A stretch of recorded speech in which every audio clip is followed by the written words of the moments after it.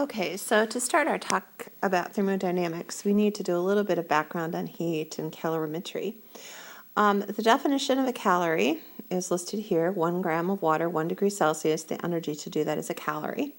That would be also 4.186 joules would equal that. The heat capacity of liquid water is 4,186 joules per kilogram degree Celsius. And what that number really represents is the resistance of water to heat up or cool down. This is a pretty big number. You should take a look at page 370. What was I going to say here? Oh, I think on page 370 are quite a few heat capacities. The one thing that isn't on there is gold, so you may want to add that. It's 130 joules per kilogram degree Celsius. So you can kind of see that water has a really high heat capacity. It takes that many joules to heat up a kilogram of water 1 degree Celsius. For gold, it takes 130 joules only to heat up a kilogram of gold 1 degree Celsius. So gold heats up very quickly. You add, a chunk of heat. Water won't heat up very much at all, but gold just shoots right up temperature-wise.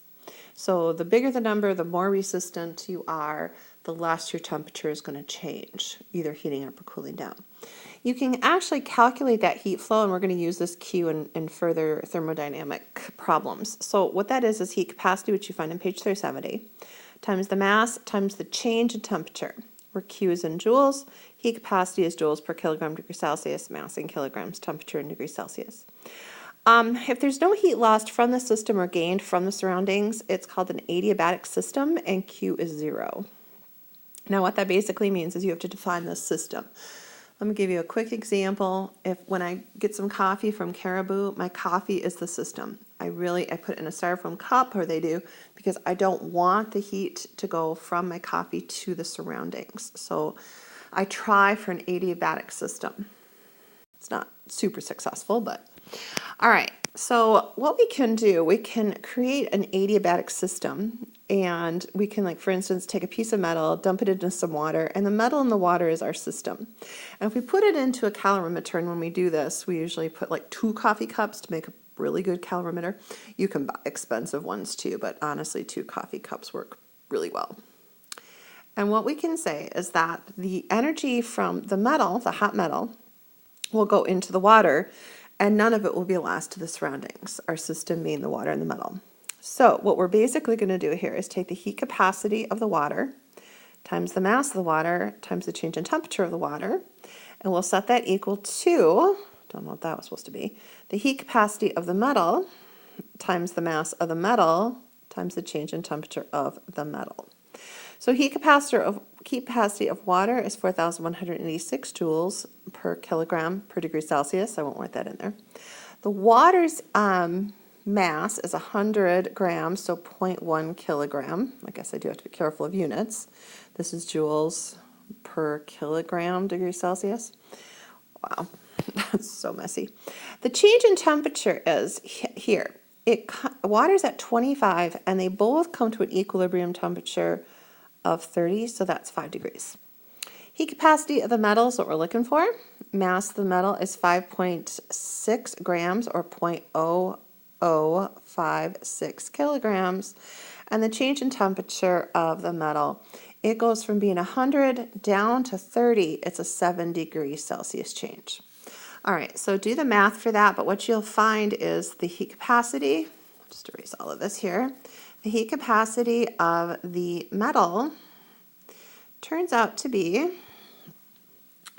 5,000, the metal here, turns out to be 5,339 joules per kilogram degree Celsius. Now we'll do the same thing with milk and coffee, and in a coffee cup, we're trying for adiabatic. Now what I'm going to do is I'm going to make the coffee's heat capacity and the milk's heat capacity actually cancel. They're pretty much the same heat capacity as water, milk, coffee, as long as it's not super fat-filled cream, about the same heat capacity. So I'm going to leave that off. I'm just going to go mass of the milk times the change in temperature of the milk. Now, the milk starts at 25, but it obviously is going to heat up to some final temperature. So that's going to be T minus 25. It's really important you go T minus 25, not 25 minus T. Can't do any negative numbers. I've got 100 grams of coffee. It's at 98. Of course, it's going to cool down to whatever T that is. Okay, so distributive property, the temperature should, when you figure this out mathematically, and you should, about 94 degrees Celsius. That'll come to. So the milk will heat up from 25 to 94. The coffee will cool down from 98 to 94. Okay, now those are heat capacities for substances, and we can use that formula. But things change when we go through a phase change. So we're going to look at these two phase changes. All right. Now for this area and this area and this area, we're going to use that formula, heat capacity times mass times change in temperature. Wow, I'm sorry, this is so messy. Okay, yeah, so we're going to use the formula we did on the last pages for these areas. So all we need is the heat capacity for ice, the heat capacity for liquid water, which you know is 4,186, and the heat capacity for steam. And if you look those up on that page, I think you're going to find that both the steam and the ice are right around 2,000 joules per kilogram degree Celsius, whereas liquid water is like 4,186. All right, the two areas that we want to focus on, because we kind of know how to do those formulas, are what happens in a heat transfer. And in a heat transfer, what's going to happen is that there is no temperature change. And for those of you who've taken chemistry, you know that's because in this area right here, the intermolecular forces holding the molecules together are weakening, and here they're breaking. So the heat of, wow, how did that disappear here? The heat of fusion, which for some reason did not copy. The heat of fusion is right here. This is the melting or the freezing, depending if you're taking your system and you're adding heat to it, and you're going from a solid ice to liquid, or you're removing heat from the system and you're going from a liquid back to a solid. So same amount of energy there, and actually it's like 3.3 times 10 to the fifth. I'm going off memory here. Well, let's see, I think I've got it written down, because for some reason it didn't get copied. Yep, 3.33 times 10 to the fifth. And that's joules per kilogram. Notice there is no degree Celsius because there is no temperature change in those areas. All right, so the question is, how much energy is released when 30 grams of steam is cooled from 115 degrees Celsius to ice at negative 40 degrees Celsius? All right, so there's not a lot of room here, but what we're going to do is do step by step. Okay, so I'm going to cool the steam from 115, well, right here, 115 to down to 100, and that's going to take the heat capacity of steam, which is 2,000 joules per kilogram degrees Celsius. The ice is 30 grams or 0.03 kilograms, and the change of temperature is 15 degrees Celsius. We're going from 100 to 115. That will give us 900 joules of energy. Okay? And it will be released from the system because I'm trying to cool that steam down. Okay. Now that's the first part. Now we have to go through a phase change. So what we're going to do now is right here, we're going to remove more energy from the system, and it's going to go from steam down to liquid, and that is going to be this heat of vaporization, so 2.26 times 10 to the 6th joules per kilogram, and I'll simply multiply that by 0.030 kilograms.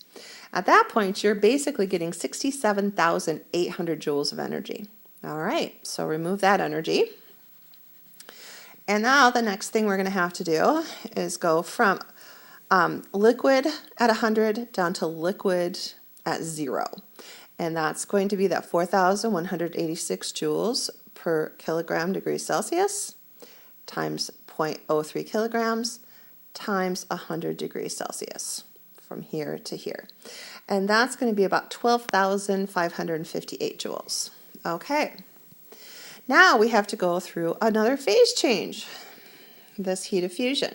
So I'm going to take the 3.3 times 10 to the 5th joules per kilogram. I'm going to multiply it by 0.03 kilograms. And I'm going to have to remove another 9,990 joules of energy. All right. So at this point, what I've gotten, how far I've gotten is this. I've taken it from here. I'm at this point right now. I have taken it from liquid water at 0 to ice at 0. So now I'm looking at ice, and I'm going to go down to -40. So down here somewhere, I'm going to go right here.